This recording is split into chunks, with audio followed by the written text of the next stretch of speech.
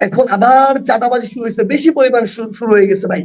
আবার দখলদারিত্ব শুরু হয়েছে। ওইদিন কেরানীগঞ্জ গেছি, কেরানীগঞ্জে বলছে আগে প্লট গুলা যে মানুষ কিনতো, ফ্ল্যাট কিনতো, যত টাকা চাঁদা দিতে হইতো এখন আরো বেশি দিতে হইতেছে। এগুলো আরো বেশি পরিমাণে শুরু হয়েছে ভাই। আমার কিছু বলা লাগবে না, ব্যক্তি স্ট্যাটাসে বলার দরকার নেই ভাই। আপনি আপনার এই জায়গাটা দেখে একজন নিউট্রাল মানুষের কাছে জানবেন কারা এগুলা করছে। যদি আমার নাম বলে ভাই তাহলে আমি আমি মেনে নিব, কিন্তু আপনি জানার চেষ্টা করবেন যে কারা এগুলা করছে। সাধারণ মানুষ খুব ভালো করে জানে কারা এগুলা করছে। আমরা শুধু যে জিনিসটা চাই এটা না।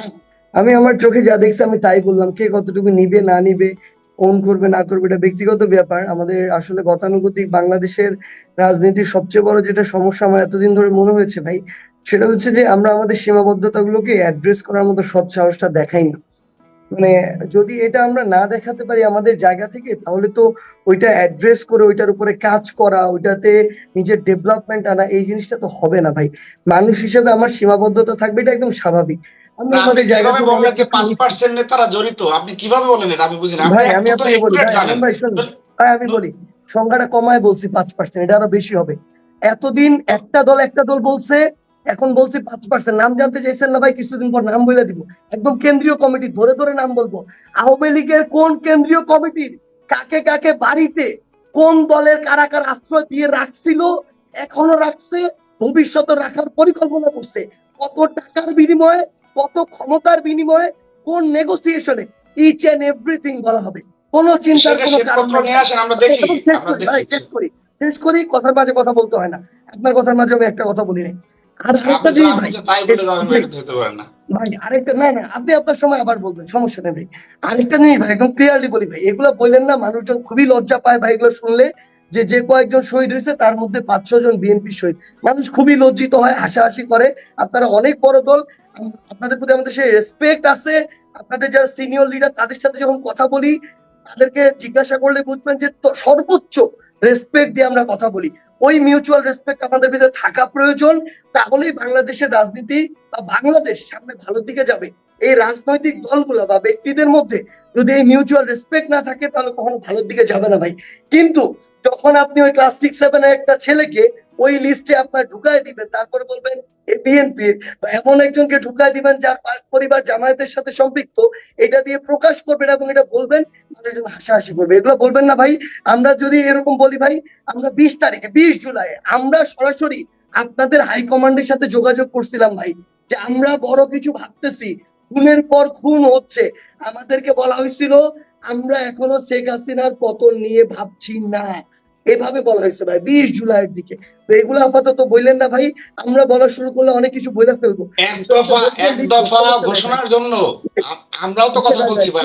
হয়তো আপনার সাথে বলিনি, অন্য জনের সাথে ভাই আমি একটা কথা জিনিস তো বলি, বলছি। আবার এক আরেকটা দফা জিনিস ঘোষণার জন্য ভাই, সর্বোচ্চ প্রেসার আমরা দিয়েছিলাম। এগুলো আপনি হান্নান এটা জিজ্ঞেস করেন, আপনি ভাই ভাই ইয়ের একটু সাথে আসি কথা ভাই, বলেন। এক দফা ঘোষণার ভাই জন্য আমরা প্রেসার দিই না। ভাই একটু বলি ভাই, শুধু আপনারা না ভাই, জামায়াত বলি, শিবির বলি, সিভিল সোসাইটি বলি, অন্যান্য যারা আছে, সকলেই তাদের জায়গা থেকে এই আন্দোলনে বিভিন্ন ভাবে সাপোর্ট দিছে, সমর্থন করছে, নো ডাউট ভাই, আমরা তো একবারে বলি নাই। আপনি একটু আগে বললেন 16 বছর অস্বীকার করতেছি, না ভাই আমি কিন্তু এটা বলি নাই। আমরা আমাদের জায়গা থেকে যেটা বলছি, যে 16 বছরে সবার আলাদা আলাদা স্ট্রাগল ছিল, এটা আমরা স্বীকৃতি দেই। আমরা যে একটা ঘোষণাপত্রে রাফ করছিলাম, সেখানেও এটা ছিল ভাই, নো ডাউট, কোনো সমস্যা নেই। বাট ফ্যাক্ট হচ্ছে আমাদের জায়গা থেকে 16 বছরে যে জিনিসটা হয় নাই ভাই, 36 দিনে একটা, ওই তরুণ সমাজ বলেন, ছাত্ররা বলেন, যাই বলেন না কেন, 36 দিনে তারা সামনে থেকে, পিছনে সবাই ছিল, দ্বিমত নাই, কিন্তু তারা সামনে থেকে 36 দিন এটা করছে। এটা স্বীকার করার মতো এবং তাদের প্রতি ওই রেসপেক্টটা শো করার মানসিকতা আমাদের থাকতে হবে। এবং এটা তো আমরা আমরা আমাদের জায়গা শতভাগ থেকে স্বীকার করি অলওয়েজ, ভাই, কি বলেন আমরা? এটা তো ভাই প্লিজ, ইসমাইল সম্রাটের ভাই বক্তব্য ছিল ওইটা, আমি তো আপনি বলি নাই। আপনাদের সেই আপনারা জাতীয় বীর, ভাই আপনি আপনারা অবদান কথার রাখছেন, মাঝে এটা তো বললেন আমরা মানে স্বীকার আমি করি আমার ভাই। ফ্লোটা হারাই। ঠিক মানে আছে, আমার হ্যাঁ। যে ধরেন একটা স্পিচের কনসিকুয়েন্স আমি রেডি করছি, এটা আমি হারাই ফেলি ভাই। জি তো এটা জি আমি জি শেষ করে, আপনি সাইফুর ভাই আপনি অবশ্যই আমান ভাইকে আরেকবার সুযোগ দিবেন। জি আচ্ছা, জি তো যে জায়গা থেকে ভাই বলছিলাম যে মানে এই যে বিষয়গুলা, সবার কন্ট্রিবিউশন না হইলে ভাই, আপনি যে বললেন একজন রিক্সা চালক, সে রাস্তায় না নামলে এই আন্দোলন সফল হইতো না ভাই। সবাই নামছে, গার্মেন্টস কর্মী থেকে শুরু ইচ এন্ড এভরিওয়ান, এই জন্য সফল হয়েছে। বাট এখন এটার গড়ার জন্য আবার সবার কন্ট্রিবিউশন দরকার। এইখানে কন্ট্রিবিউশনটা এখন নাই, কমে গেছে। কেন কমে গেছে? আমরা এখন ব্যক্তি স্বার্থ নিয়ে ব্যস্ত হয়ে গেছি। আমাদের কাছে প্রত্যেকদিন 50% টাইম আমাদের নষ্ট হয় শুধুমাত্র ব্যক্তিগত সুপারিশ শুনতে গিয়ে, আমরা পাত্তা দিই না। কিন্তু যদি না শোনেন গালি দিবে, এর পিছনে আন্দোলন করলাম, এখন আমার কথা শোনে না। তো এই যে ব্যক্তি কেন্দ্রিক কিংবা গোষ্ঠী কেন্দ্রিক স্বার্থটা, এটার প্রাধান্যটা বেশি হয়ে গেছে। আর ভাই আরেকটা কথা, আপনি একটু আগে বলছেন ভাই, আমি শতভাগে একমত। এখন আবার চাঁদাবাজি শুরু হয়েছে, বেশি পরিমাণ শুরু হয়ে গেছে ভাই। আবার দখলদারিত্ব শুরু হয়েছে। ওইদিন কেরানীগঞ্জ গেছি, কেরানীগঞ্জে বলছে আগে প্লট গুলা যে মানুষ কিনতো, ফ্ল্যাট কিনতো, যত টাকা চাঁদা দিতে হইতো এখন আরো বেশি দিতে হইতেছে। এগুলো আরো বেশি পরিমাণে শুরু হয়েছে ভাই। আমার কিছু বলা লাগবে না, ব্যক্তি সার্ভিসে বলার দরকার নেই ভাই। আপনি আপনার এই জায়গাটা দেখে একজন নিউট্রাল মানুষের কাছে জানবেন কারা এগুলা করছে। যদি আমার নাম বলে ভাই, তাহলে আমি মেনে নিব। কিন্তু আপনি জানার চেষ্টা করবেন যে কারা এগুলা করছে। সাধারণ মানুষ খুব ভালো করে জানে কারা এগুলা করছে। আমরা শুধু যে জিনিসটা চাই, এটা না, এটা তো সামগ্রিক ভাবে আমাদের সবার উপর এটার ইম্প্যাক্ট করতেছে, পুরা রাষ্ট্রের উপর ইম্প্যাক্ট করতেছে। আমরা আমাদের জায়গা থেকে আপনাদের কাছে, পুরো দেশের মানুষের কাছে ভাই একটাই জিনিসই চাওয়া, এই যে ক্ষমতার যে জিনিসটা, ক্ষমতা বাদ দিলাম ভাই, আমাদের জীবনই কখন চলে যাবে আমরা জানি না। আমরা এখন ধরেই নিচ্ছি। আজকে দেখেন ওই যে গাজীপুরে গুলিটা করলো মাগরিবের পরে, আমাদের সেই জায়গায় তো থাকার কথা ছিল, ইমার্জেন্সি মিটিং এর কারণে ঢাকা আমরা চলে আসছি। হয়তো সেটা আমাদেরকে টার্গেট করে হতে পারতো, আমাদেরই ভাই। একদম স্পষ্ট করে বলি, সেখানে আমাদের ছাত্র দলের ভাইরা আসছিল গাজীপুরে, আজকের ওইখানে একাত্মতা ঘোষণা করছে। বিএনপির ভাইরা কয়েকজন আসছিল, একাত্মতা ঘোষণা করছে। জামায়াত শিবিরের ভাইরা আসছিল, ইসলামী আন্দোলন বাংলার ভাইরা আসছিল। সো এই যে বিষয়টা, আমরা যেটা ভাই কন্ট্রিবিউশন, সেটা অস্বীকার কেন করব? এইটুকু সৎসাহস আমাদের কেন থাকবে না? আমরা সেটা স্বীকার করি। কিন্তু এই যে আমরা সংস্কার চাচ্ছি, আমরা যে রাষ্ট্রকে প্রত্যাশিত জায়গায় দেখতে চাচ্ছি, এটার জন্য আবার সহযোগিতা প্রয়োজন। দেখেন, ধরে এটার নিলাম আমি, পেছনে যে উদ্দেশ্য সেটা নিয়েই সবচেয়ে বেশি প্রশ্ন তুলছে সাজিদ। আমি যদি বলি, তাদের আশঙ্কা হলো এই ধরনের বিষয়গুলিকে আপনারা পুঁজি করে হয়তো ক্ষমতায় থাকার বা এই সরকার ক্ষমতায় থাকার যে দীর্ঘ দীর্ঘায়িত করবার একটা প্রচেষ্টা হতে পারে। এটাই ভাই একটা জিনিস শুধু বলি ভাই, ডক্টর ইউনূস 2টা টাইম ফ্রেম দিছিল, এই বছরের শেষ, নেক্সট ইয়ারের মাঝামাঝি। আবার ডক্টর ইউনূস কয়েকদিন আগে, 2-1 দিন আগে আবার একটা টাইম ফ্রেম দিল, এই বছরের শেষ। আপনি শুধু একটা জিনিস বলেন, বৈষম্য বিরোধী ছাত্র আন্দোলন কিংবা জাতীয় নাগরিক কমিটির জায়গা থেকে অফিসিয়ালি এটার বিপক্ষে একটা স্টেটমেন্ট গেছে যে না, এই বছরের শেষে হওয়া যাবে না, আরো 1 বছর পরে হইতে হবে। যায়নি, কিন্তু এই চিত্র তো দেখা যাচ্ছে না যে আপনারা সংস্কার শুরু করেছেন, সেটা আগামী এই সময়ের মধ্যে শেষ করতে পারবেন, যেটি গত 6 মাসে দেখা যায়নি। আগামী 7-8 মাসে এগুলি কমপ্লিট করতে পারবেন, এরকম আস্থা তো রাখা যাচ্ছে না। ভাই একটা জিনিস আমি বলি ভাই, সরকার, আমরা কখনো প্রত্যাশাই করি না যে যে সংস্কারগুলো এই মুহূর্তে বাংলাদেশের প্রয়োজন তারা 6 মাস বা 1 বছরে করে যাবে, এটা সম্ভব না ভাই।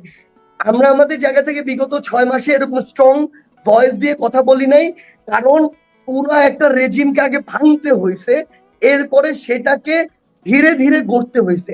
আমরা মনে করি এই যে সুপ্তাবস্থা, এটা 6 মাসে শেষ। আমরা মনে করি এখন আমাদের ভয়েস রেজ করতে হবে এই কারণেই, কোনো না কোনো ভাবে অভ্যুত্থানের সামনের সারিতে নেতৃত্বে থাকার কারণে এই সরকারের ব্যর্থতা কিংবা সফলতা, দুইটারই দায়ভার আমাদের উপরে কিছু না কিছু আসে। আমরা আমাদের জায়গা থেকে চাই যে ফোর্স ক্রিয়েট করে হোক, চাপ দিয়ে হোক, বিগত 6 মাসে আমার 24 জন উপদেষ্টা এরকম 24টা কাজ করুক, যেটা আমি আগামী যতদিন বাঁচবো অন্তত গর্ব ভরে বলতে পারবো যে এরকম একটা সুযোগ পেয়েছিল, এই কাজটা হয়েছে। এই জন্য আমাদের জায়গা থেকে হয়তো এই 6 মাসে বা 1 বছরে বা 1.5 বছর সবকিছু হবে না, স্বাভাবিক। যতটুকু হবে ততটুকু তো আমরা আমাদের জায়গা থেকে করতে চাই। এটা তো এই অভ্যুত্থানের আকাঙ্ক্ষা ছিল। আমাদেরও তো আমাদের জায়গা থেকে এই মানুষগুলোর সামনে গিয়ে দাঁড়াতে হবে যারা আমাদের ডাকে আন্দোলনে নেমেছিল। সেই চাওয়া থেকে ভাই, যেমন এখন আমান ভাইরা কিংবা সম্রাট ভাই কিংবা মারুফ ভাই বা যারাই আছেন এখানে, সবাই যেমন তাদের জায়গা থেকে সরকারের যৌক্তিক সমালোচনা করছেন, এটা করছেন ভাই প্রত্যাশার জায়গা থেকে, অভ্যুত্থানের যে প্রত্যাশা, আমরাও সেটা থেকেই করছি। এই কারণে যৌক্তিক সমালোচনা করছি। কিন্তু ভাইদের সাথে আমরাও এই জায়গায় একমত। আজকে রিজভী সাহেব এই কথা বলেছেন যে সরকারকে আমাদের সামগ্রিক বাংলাদেশ রাষ্ট্রের স্বার্থের জন্যই টিকিয়ে রাখতে হবে।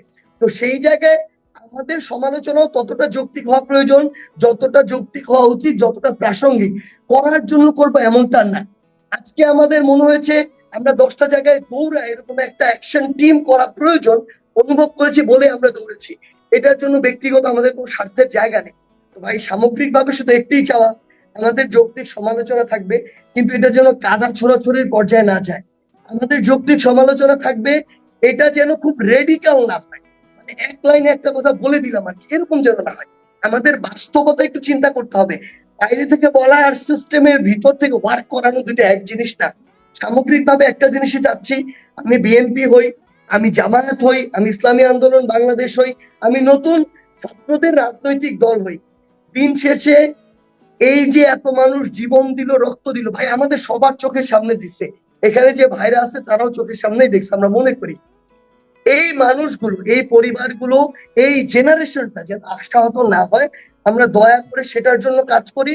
নিজেদের ভিতরে যদি কাদা ছড়াছড়ি করি তাহলে নিজেরাই আরো বেশি বিভাজিত হব, কাঙ্ক্ষিত লক্ষ্যে যেতে পারবো না। আশা করি এখানে একটাই প্রত্যাশা, আমরা ঐক্যবদ্ধভাবে এই অভ্যুত্থান স্পিরিটকে সামনে রেখে আগামীর বাংলাদেশ এমন ভাবে করব যেটা ওই অভ্যুত্থানের সময় চোখের সামনে লাশ রেখে আমরা বাংলাদেশকে কল্পনা করেছিলাম, সেই বাংলাদেশকে আমরা আগামীতে দেখতে চাই। এটার জন্য ঐক্যবদ্ধভাবে ব্যক্তি স্বার্থকে এক পাশে রেখে দেশের স্বার্থ, মানুষের স্বার্থকে সামনে রেখে কাজ করার কোনো বিকল্প নেই। আমরা আশা করি করতে পারবো, আর আমরা যদি চাই তাহলে এটা সম্ভব।